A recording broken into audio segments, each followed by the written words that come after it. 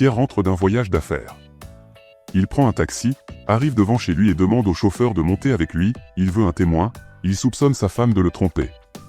Le chauffeur accepte. Il monte. Pierre se précipite dans la chambre, arrache la couverture, et là, sa femme est au lit avec son amant. Pierre sort un pistolet et s'apprête à tuer l'amant. Sa femme crie, hystérique. « Non, ne fais pas ça. Je t'ai menti, je n'ai jamais reçu l'héritage de ma tante. C'est lui qui a tout payé, la maison, la voiture, le bateau, les études des enfants, toutes les grosses dépenses. Ne le tue pas. » Pierre, perdu, baisse son arme et se tourne vers le chauffeur de taxi. « Qu'est-ce que je dois faire, maintenant ? » « Couvrez-le avec la couverture, » répond le taxi. « Il ne faudrait pas qu'il prenne froid. » Un chauffeur de taxi transporte un homme d'âge mûr, richement habillé, le client paie exactement le prix affiché au compteur. Le chauffeur, hier, j'ai transporté votre fils, il m'a laissé 100 € de pourboire.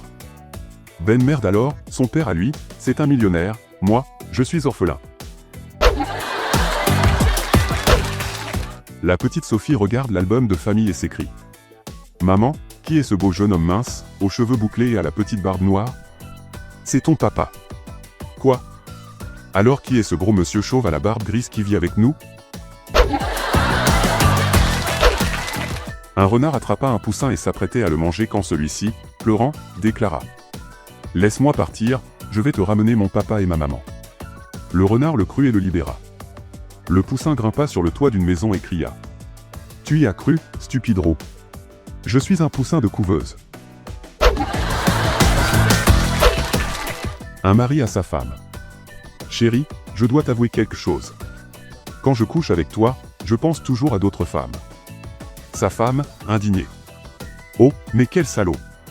Moi, quand je couche avec d'autres hommes, je ne pense qu'à toi. Sophie, tu portes quelle couleur de culotte aujourd'hui? Quelle importance? Il y a une importance. La couleur de la culotte d'une femme, ça en dit long sur son caractère. Eh ben moi, j'en porte pas du tout. Ça se voit direct, t'es sans caractère. Ce que je préfère, c'est jouer au foot avec mon petit Toto, 3 ans. C'est parce que tu es un bon père? Non, c'est parce que tous les autres me battent à plate couture. Le professeur pose une question en classe. Qu'est-ce qui est le plus rapide au monde? Marie. La lumière. On appuie sur l'interrupteur et hop, elle est déjà là. Pierre. Le son. À peine le mot prononcé que tout le monde l'entend. Toto. La chiasse.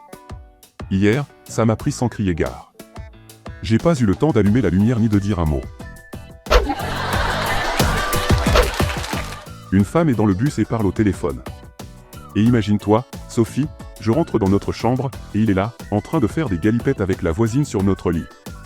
Alors moi, Oh, Sophie, c'est mon arrêt.